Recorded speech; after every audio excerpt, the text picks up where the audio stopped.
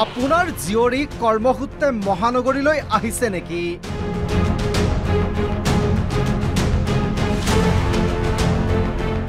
নিশা ক'ত থাকে ক'ত যায় খবৰ ৰাখিছেনে? মহানগৰীলৈ কৰ্মসূত্ৰে বা অধ্যয়নৰ বাবে অহা একাংশ যুৱতী নামিছে দেহ ব্যৱসায়ত। এটা নিশা এজন পুৰুষৰ লগত নৈশ যাপনৰ নামত লয় ৬,০০০ টকা। ৰাতি কেইটাত মানে এনেকে কামত ল'বা নে কিনো সেইটো কোৱা? আৰু ছোৱালী আছে, তোমাক এতিয়া কাক লাগে বা? ঠিক আছে, তই মই ঋতুবাই আকৌ মোৰে কথা ক'লে নেকি? আছে ছোৱালী আছে বাৰু। তোমাৰ আমাৰ গেষ্ট হাউচত হ'লে কমতে কৰি দিব পাৰিম। তোমাৰ 6,000ত আহে আৰু এনে আমাৰ গেষ্ট হাউচ হ'লে কিবা এটা কমাই দিব পাৰিবা।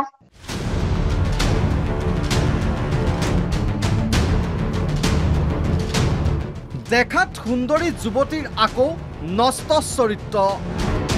নিশা হ'লেই সহজলভ্য ধন ঘটাত দামী দামী গ্ৰাহক বিচাৰি ৰাজপথত নামে সুন্দৰী যুৱতী।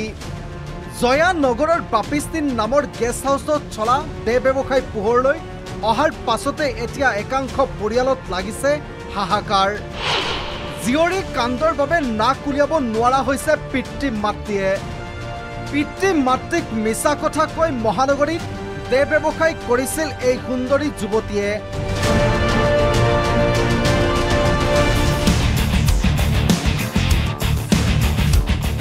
গাৰ গঠন, গাৰ বৰণ দেখিলে হয়তো আপুনি কেতিয়াও নাভাবিব এই সুন্দৰীৰ নষ্ট চৰিত্ৰৰ কথা।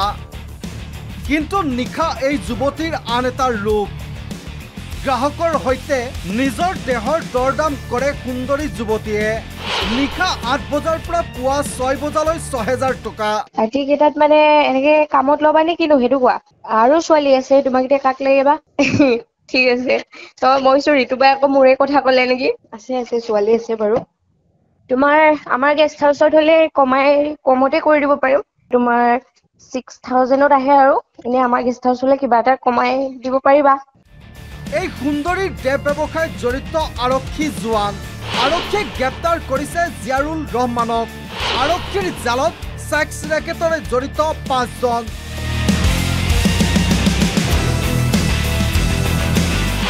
দুই যুৱকৰ লগত ৩ যুৱতীক আটক আৰক্ষী।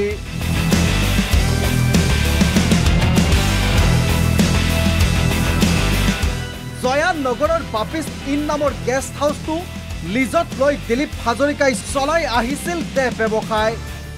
আৰক্ষীয়ে অভিযোগ উঠা বাপিষ্টিন গেষ্ট হাউচৰ গৰাকী দিলীপ হাজৰিকা সহ ৩ যুৱতী অভিযান চলাই গ্ৰেপ্তাৰ কৰিছিল। কাৰ কি ইনভলভমেণ্ট আছে সেইটো অলপ দেৰিকৈ আমি গম পাই যাম। আমি মানে যিখিনি তদন্তত আমি যিখিনি উলিয়াব লগা আছে সেইখিনি উলিয়াই ল'ম। মই 4:30 5টা বজাত বশিষ্ঠ থানাতে আপোনালোকৰ সন্মুখত মালিক স্বত্বাধিকাৰী কোন এইটো গেষ্ট হাউচৰ মানে কোনোবা হাজৰিকা নামৰ কোনোবা এজন আছে, সেইবিলাক আমি চব সোধপোছ কৰি আছোঁ। কিবা তেখেতকো উঠাইছে নেকি বৰ্তমান? তেখেতকো ডিটেইন কৰিছে নেকি আপোনালোকে? এতিয়া আমি কেইবাজনো মানুহকো উঠাইছোঁ, আছে মানে কেইবাজনকো উঠাইছোঁ, সোধপোছ চলি আছে। আৰু এইবিলাক অলপ চেঞ্চিটিভ মেটাৰ, যি টি কথা কৈ দিব নোৱাৰি, যি টি কথা কৈ দিব নোৱাৰি। গতিকে আমি তদন্তত চাই লওঁ ইয়াত ভিক্টিম কোন হয়, কোন হয়, একিউজ কোন হয়, এইবিলাক চব চাব লাগিব। তাৰপাছত মই 4:30 বজাত আপোনালোকৰ বশিষ্ঠ থানাত বিৱৰি কথাখিনি কৈ দিম। ঠিক আছে। 7 মাহ পূৰ্বে গেষ্ট হাউচটো ভাড়ালৈ লৈ দিলীপ হাজৰিকাই চলাই আহিছিল দেহ ব্যৱসায়। প্ৰেমিকাৰ সৈতে মিলি গেষ্ট হাউচটো চলাইছিল দেহ ব্যৱসায়। গ্ৰাহক যোগান ধৰিছিল প্ৰেমিকাৰ ৰিয়াই। গ্ৰাহকৰ সৈতে দৰদাম কৰি ধন সংগ্ৰহ কৰিছিল জোনালীয়ে। দেহ ব্যৱসায়ীৰ বিৰুদ্ধে আৰক্ষীয়ে নিজাববীয়াকৈ 399/25 নম্বৰৰ গোচৰ ৰুজু কৰি BNSৰ অধীনত সংযোজন কৰে কেইবাটাও ধাৰা। কিন্তু আৰক্ষীৰ তদন্ত কিমান গভীৰলৈ চলাব পাৰিব সেয়াহে লক্ষণীয়। অভিযোগ অনুসৰি বহু চৰকাৰী শীৰ্ষ বিষয়া এই গেষ্ট হাউচটোলৈ অহা যোৱা চলিছিল। বাহিৰতো যুৱতী যোগান ধৰাৰ অভিযোগ উঠিছে দিলীপ হাজৰিকাৰ বিৰুদ্ধে। হয়তো তদন্ত ক্ষীপ্ৰ আৰু কঠোৰ হ'লে বহু বিবাহিত পুৰুষৰ মুখা খোল খোৱাৰ সম্ভাৱনা।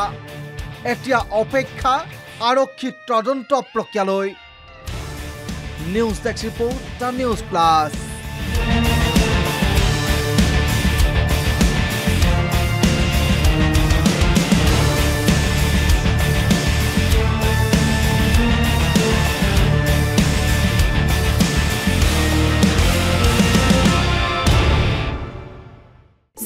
খবৰৰ বাবে যোগাযোগ কৰক 7099017330 লগতে 7099017110 নম্বৰত।